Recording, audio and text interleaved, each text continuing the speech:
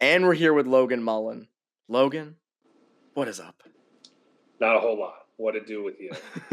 Nothing's doing over here either. It's a quiet beginning of the week.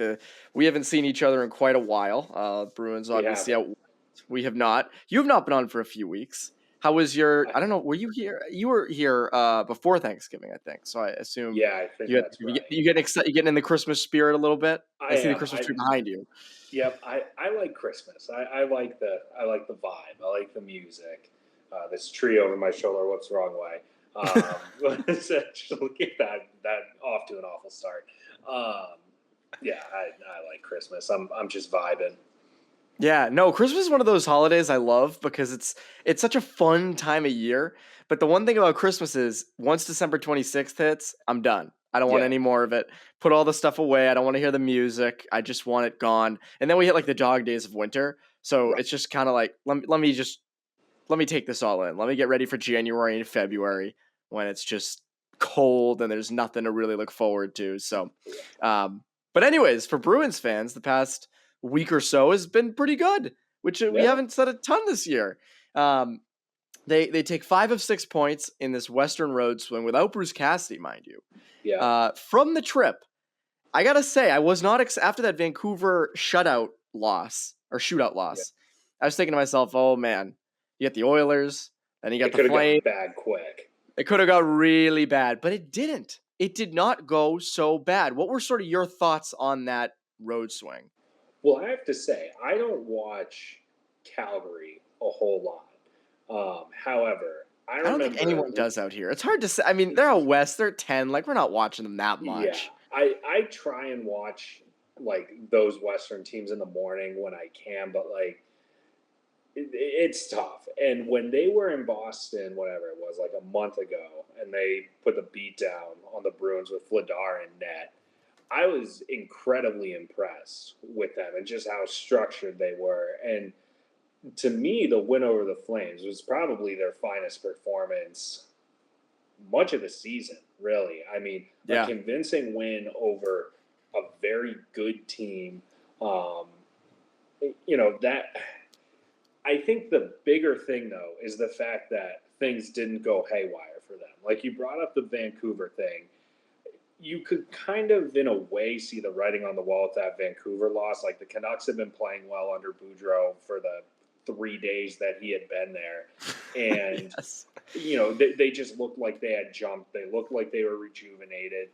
And so, to get a point there is fine, whatever. But the fact that they didn't let that ultimately sink them was probably the most impressive thing to me, because I think that will ultimately be what either gets the Bruins into the playoffs or allows them to miss it. So if you think back to, the 2015-16 season when they lost on the last day to Ottawa, and that team just looked lifeless. They looked beaten down much of the season, and when you thought that they might fold, they typically folded.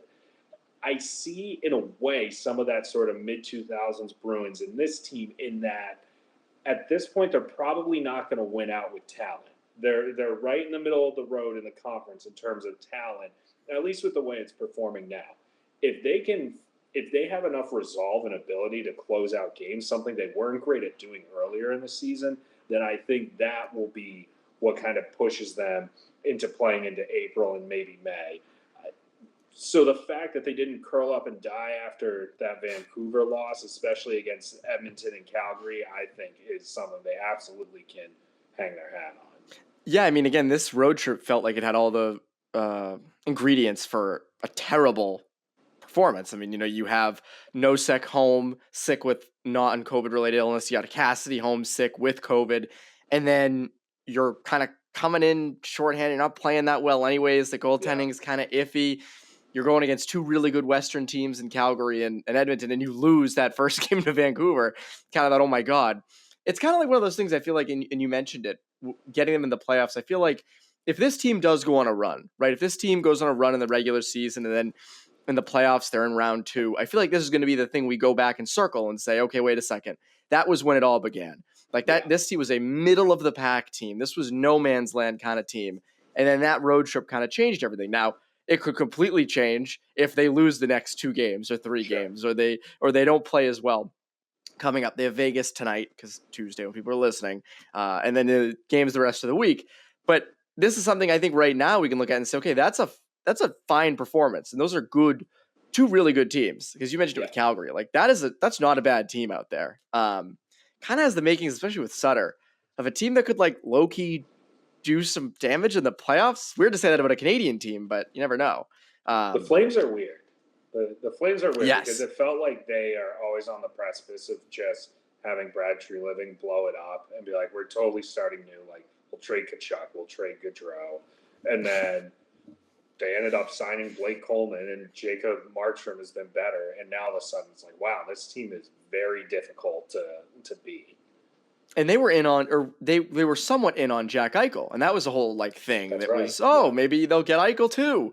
So yeah, the Flames are legit. The Oilers are obviously legit. Canucks obviously not so much, but good Western road swing. I think one of the big bright spots of this road trip was the goaltending, and it's really been the whole thing of December. Has been since the competitions come in, since Sweeney kind of called out Swayman and Ullmark, and since Rask has been practicing. He was at practice on Monday with the main group. Jeremy Swayman, 3 games, 1.29 goals against average, 959 save percentage, is the reason that you got 4 points out of those 3 games. For sure. And then Linus Ullmark, 2 games, 2 goals against in each, but 40-plus saves in both, 952 save percentage. Perfect timing, right? These guys are, just as Rask is coming back and the stove's heating up a bit, these guys are turning it up. So what is, with the goaltending, I mean, obviously, it's great to see them doing so well right now for the Bruins' sake, but it does not make things easy when it comes to bringing Tuukka Rask back. How is this all going to fit? Well, so my take on this is it actually makes it easier to bring Tuukka Rask back. So I'm interested in this because I haven't heard this. You're always good for a take like this. That's so against the grain. I wrote this yesterday, and like most things I wrote, it was met with swift criticism. So we learned over the last week and a half that the Bruins are going to be, in a way, living and dying with their goaltending, right? So, the defense is leakier than it has been in years past, and now more than ever, the good goaltending is apparent. And I think as we kind of take a step back and look at everything, it's like, well, the Bruins started their season incapable of beating any largely good team. It was at that time, too, that Linus Ullmark was particularly bad. And Swayman has been, I think, mostly good this season. Very few of the losses he's played in, he deserves much blame at all. Like, I think he's largely absolved of that. He's had clunkers here and there. But is there any more validation that you need now, after seeing how they just played against Calgary and Edmonton, that they need super reliable goaltending? And that's not the most earth-shattering thing, but I would look at that and say, well, why not shore up that position even more by bringing back Rask on short money? And I get the whole roster crunch thing. You can send Swayman to Providence. You can. Like, if Rask is good enough, you send Swayman to Providence. This idea that you'll ruin his development or whatever is just false. Like, there's nothing wrong with him getting more playing time down in Providence. And, Ullmark's the backup. And I know that it would be tough to send a goalie who's been performing well down so you can fit Tuukka Rask back in. But let's also not lose sight of the fact that Tuukka Rask is still playing. The last we saw him, I should say, was still playing at a borderline Vezina caliber level. So to me, a good stretch for Ullmark and Swayman, even if they keep playing like world beaters for the next month until Rask presumably would be ready, should, in my opinion, not be the impetus for not bringing Rask back. I just looked this up. Jeremy Swayman has a career 9 games in Providence. 9. I mean, this kid is young. He's 23. Like, it is totally okay for him to go down to Providence. Now, is it tough to send a guy who's hot down to Providence? Yes, that's never easy. But for someone like him, just continue your development down there, in a sense. Like, I think that can work, and I think the Bruins believe that can work. And I also think with a team like the Bruins right now, at least, they're in the second wild card spot. presumably they probably won't crack the top 3 in the Atlantic, at least at the rate they're going. I think they're going to have to sneak in through the wild card. Florida's too good. Tampa, when they get, maybe Kucherov and Point back, and Toronto, like those are 3 solid teams up there. It's hard to beat those guys. So it might be the wild card spot. Every point, and this sounds so cliche, but every point is going to matter. And as you said, why not bring in a guy like Rask who's going to steal you games? It hasn't been until recently. Until December, I don't think I can look at a game in October or November and point to a time when either Ullmark or Swayman stole a game for you, right? Like as you said, Swayman was never bad. He was good. But it was good, it was fine. Now you're getting games stolen, which is great, but it's hard to say there's evidence of that being forever. Rask is a guy who steals you games. He's stolen you games for a decade. If Rask can come in and steal you 3 or 4 games of the 14 or 15 he'll play maximum, that could be what gets you into the playoffs. It could. So the people who don't want Rask back, what is for cheap money?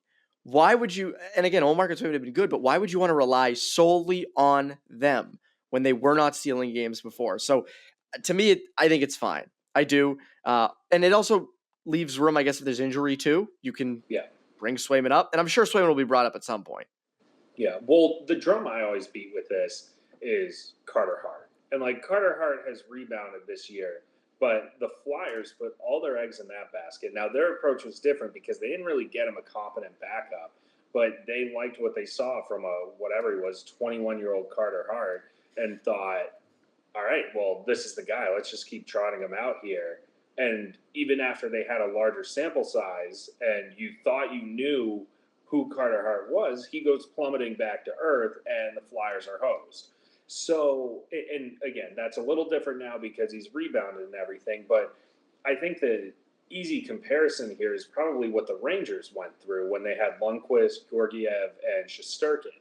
And they basically played out a season with the 3 of them. It's obviously not ideal carrying 3 goalies, but I think because you don't know what Rask is right now, it would, to me, make sense to carry 3 goalies on the roster, a spare forward, a spare defenseman, instead of 3 skaters as your scratches. And that's if you don't want to send Swayman down. I think they still could and would be totally fine. And if you need to bring him up, you bring him up. But I can see a path to them if they really needed to, carrying 3 goalies to get them through this season. Then you get to the offseason and you say, okay, well, where's Rask at? Is this sort of a long-term play where there's 3 more years left on Ullmark's deal, we'll trade him now, versus, all right, well, this Rask thing was just a few-month experiment. He's going to hang him up. And, basically they just carried 3 goalies for 4 months. I think that it's okay to approach things from that standpoint because it's such a unique circumstance. I also think it's okay to send Swayman down.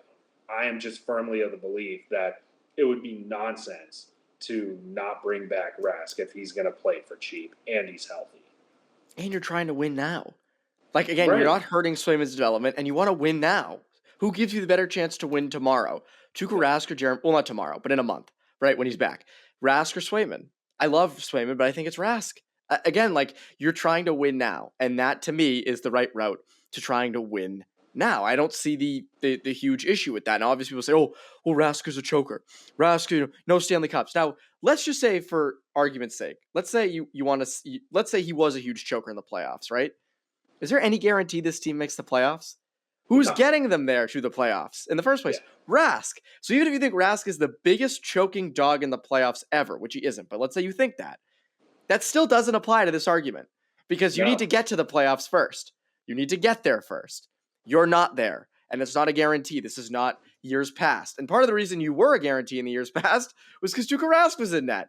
So it's funny how that works because to me, I always see whenever people disagree with it, it's always, well, he's no cups. He's a choker. It's like, okay, even if that was the case, you're not in the playoffs yet. You're not even guaranteed. You're not even close. So, take it further, right? Most of the criticism is that he chokes in clinching games, right? He has dragged some Bruins teams places they shouldn't have been. Yes. So if 2017. If you want to talk about a guy having a body of work of getting Bruins teams further than they even should be in the first place, Tuukka Rask is your guy. And I got news for you too. If he's broken, if he comes back and whatever the hip surgery just completely ruined him for some reason, you put him on waivers. And that's a very unsettling ending to his what would likely be his NHL career if he came back and was so bad that they had to put him on waivers. But it's not like this is a lifetime commitment here. Also, it's probably for like $2 million. It's a prorated deal. This is not going to be like breaking the bank. And I think the upside far shoots the downside. Another big takeaway from this trip was keeping Erik Haula on the wing. Now, he was on the wing with Coyle and Smith for the length of Marchand's suspension. Then when Marchand came back, he was put as third-line center. Wasn't the same. Felt like his impact was felt a lot more on the wing. Do you think this is something they should keep going forward? You might as well ride it out for a little while. I mean, I think to a different level, the Haula on the wing thing, similar to the Coyle on the wing argument that they had to deal with the last couple of years, where it's like, yeah, I mean, you could put Coyle on the wing, but ultimately you're probably better if he's just playing up to his capabilities at center. But if he's not, then you have to put him in a position to succeed. Like, that's ultimately what coaching is, right?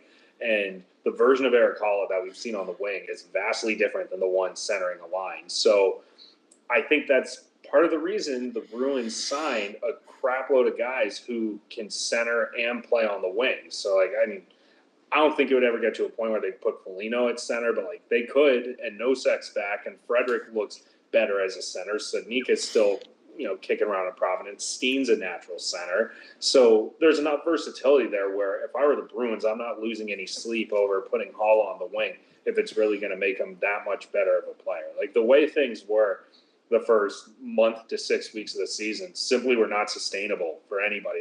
He could not keep playing that way. The Bruins could not keep trotting him out there. And whether it's the healthy scratch or the fact that he's playing on the wing is the difference maker, then, I don't know, just do what you can to get the most out of him. It seems like he's just better equipped for the wing at this point, especially because he did, after the scratch, later on go back to centering the third line. It was just kind of nondescript. And just defensively as a center, I didn't love his game. And I think, again, I'd rather have a guy who is not great in his own zone on the wing than at center. I think that's just natural. I would, again, as you put it great, they have other options at center. It's not like it's not like Coyle where you signed him big money to be the third line center. It's right. You signed him and to be in the bottom six. And as long as he can do his job on the wing, then what do you no big deal. Again, if you want to have Nosek as the third line center and Frederic as the fourth, or you wouldn't do Foligno, obviously, but if you want to just do Nosek as the third line center and Frederic as the fourth, I think you have something there. Yeah. Do you have any other ideas for that, for the bottom six? Any other combinations, Coach Mullen?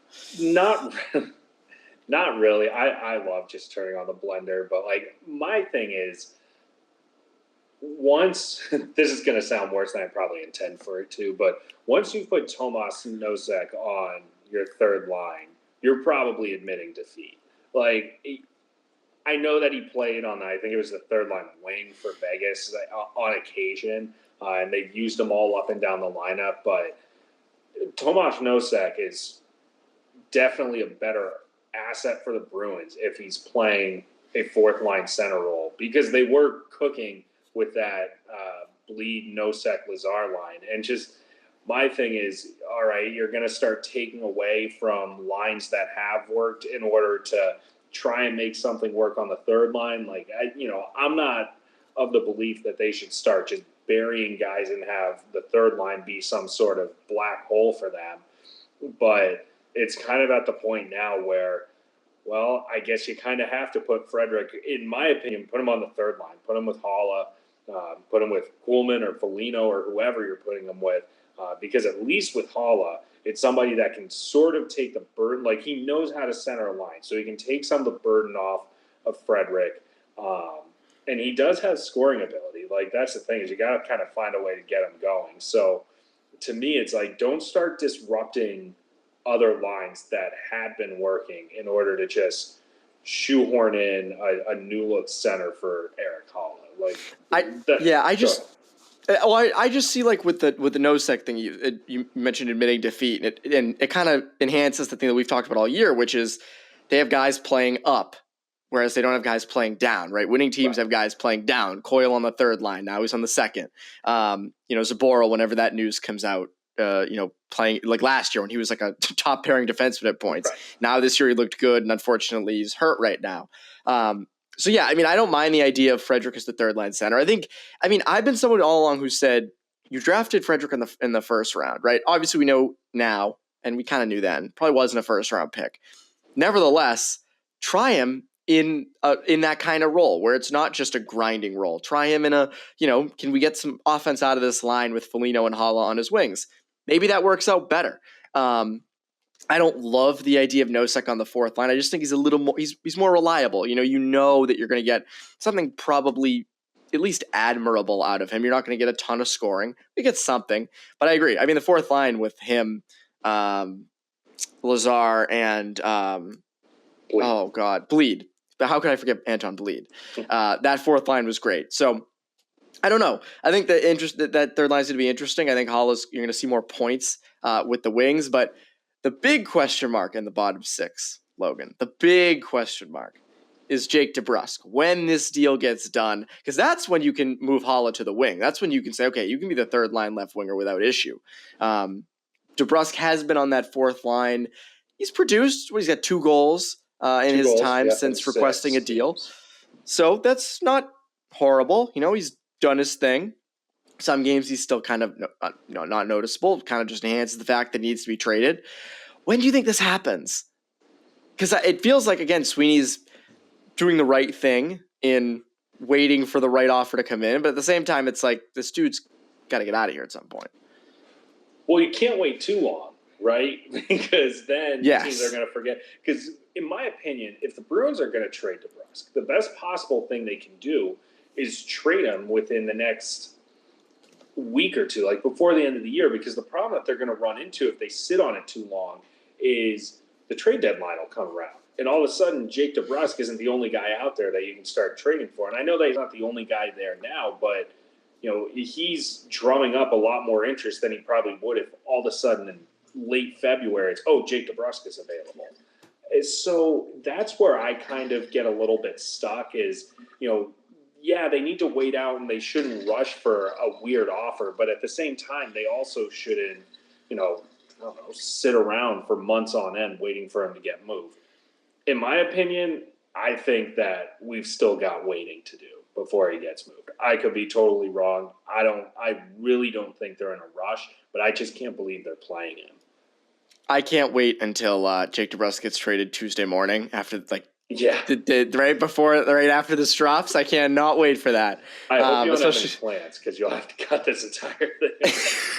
I'll have to re-record this, but I agree. I don't think it's happening anytime soon, and it is bizarre to see him out there. It was cool, I guess, to see him score with his dad broadcasting the game. Sure. Like that's worth it. But again, it's a weird situation to see him out there when it's like he clearly doesn't want to be there. And we can get into whether or not that's valid. I mean, I think it kind of is, but he also has had effort issues in the past. But it is an odd thing out there. And I'm interested to hear your take on this because you have not been on since the DeBrusk news broke.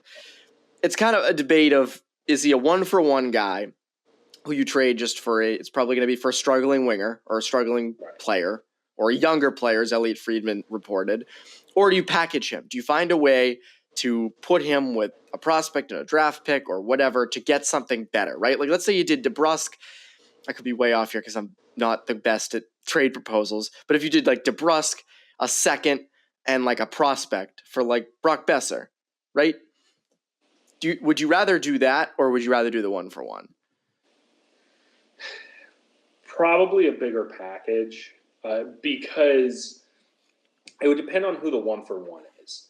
Like I'm trying to think of one of the guys he was kicked around with, because like the idea that had been sitting around for a while that is obviously not applicable anymore was Jake Virtanen before he ended up rightfully suspended. But like that was somebody that I had no interest in from a Bruins standpoint, because like, how much of a reclamation project do you really want to take on?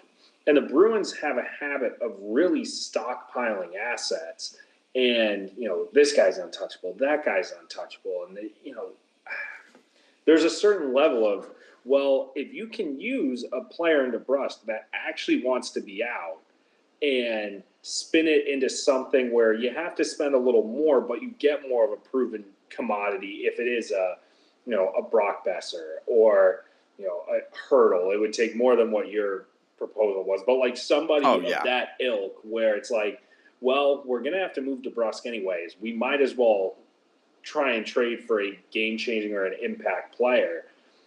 Then I have no issue with that. At the same time, I think maybe one of the reasons it's taking so long is because the Bruins kind of need to see where they're at, right? Because that could be the holdup here is what happens if the Bruins trade prospects and picks with DeBrusk in order to get that big player, and it turns out there are just too many holes on this team, and you just mortgaged assets for a team that was going nowhere. We really don't know, as of whatever today is, December 13th, how good the Bruins are. Like, we've seen a little bit of both. So right now, if they were to do a deal very soon, I would think it would be 1-for-1 because there's way less risk in that. But when you're starting to talk about moving assets beyond DeBrusk, like, it's not entirely shrewd to be doing that at this point in the season. You meant the interesting thing you mentioned is that they don't know where they're at, and that's a very valid point. Like, they don't, right? You don't want to be trading a big prospect, like even a Stadnicka, and an important second-round pick, right? And missing out on chances to draft guys. You look at, obviously, those draft picks in second and third and fourth, kind of people get disposable with, but the reality is those are very important, right? Like, Marchand wasn't a first-round pick. Brandon Carlo wasn't a first-round pick. I mean, you can go down the list. Right. At the same time, though, they do need to the window is, this sounds so cliche again, the window is closing. But I always go back to Brad Marchand. When you have Brad Marchand on your team the way he's playing, you've got to find a way to compete. You've got to find a way to at least be a threat for the second or third round in the playoffs. And I think everyone would be disappointed in them if they didn't go all out with Bergeron still here, Marchand still here, Rask potentially coming back.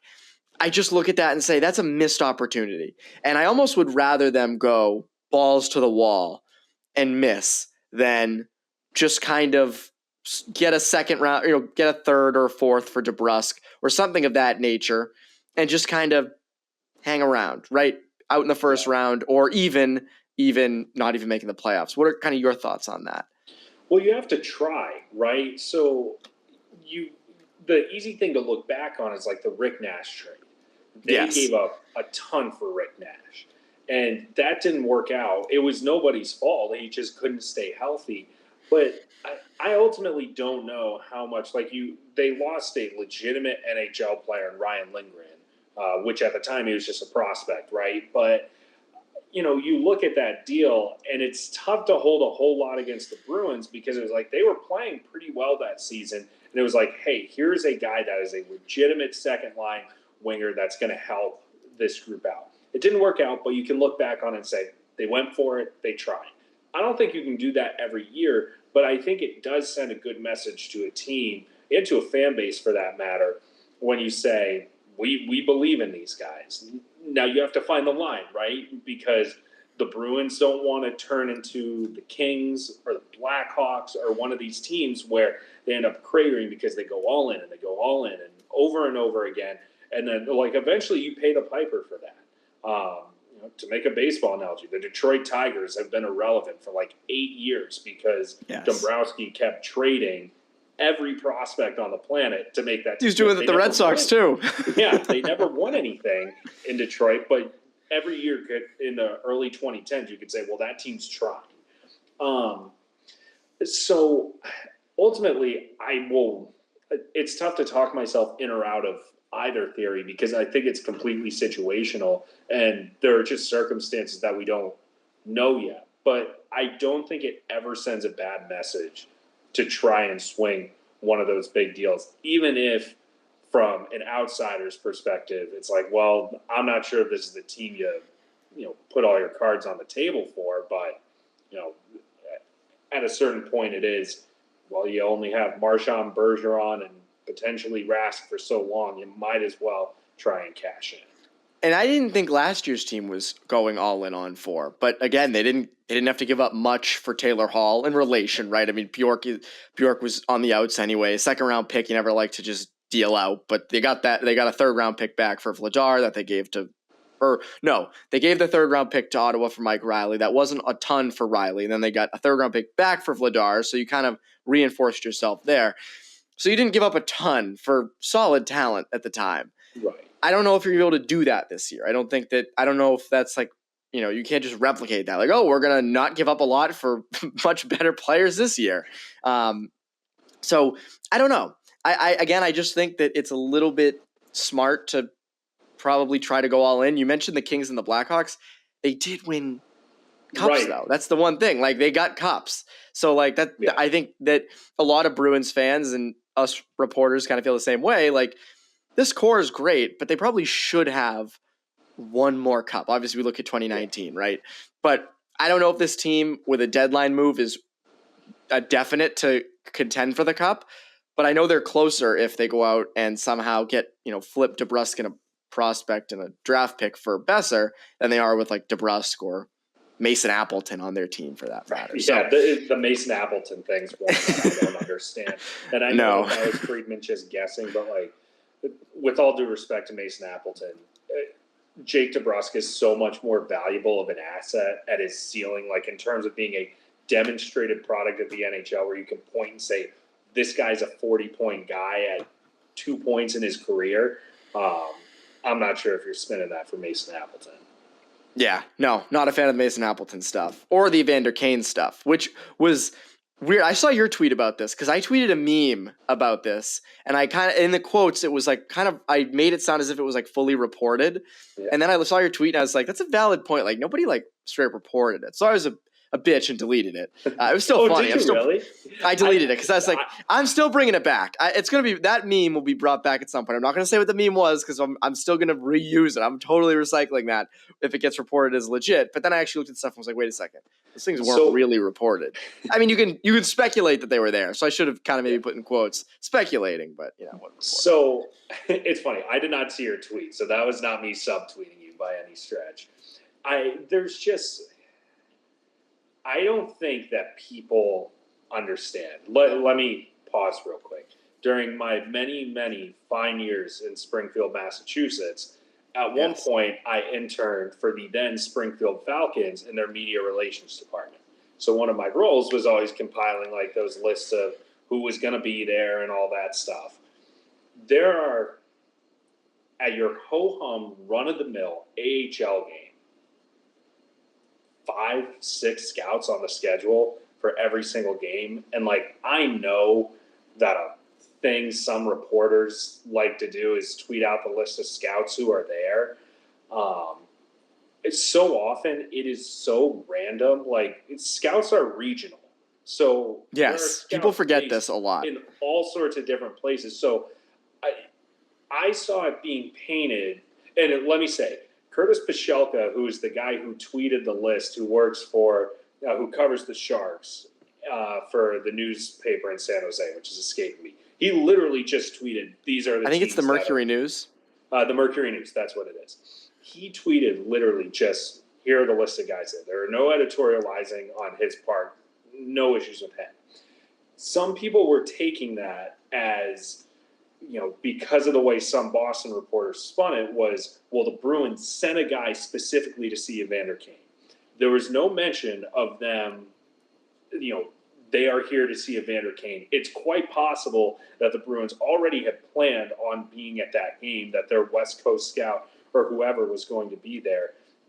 So this notion that the Bruins, like, quote unquote, sent a guy to watch Kane is possible, but definitely not something anybody could glean from a list of scouts at an AHL game. Like, that's not the way that works.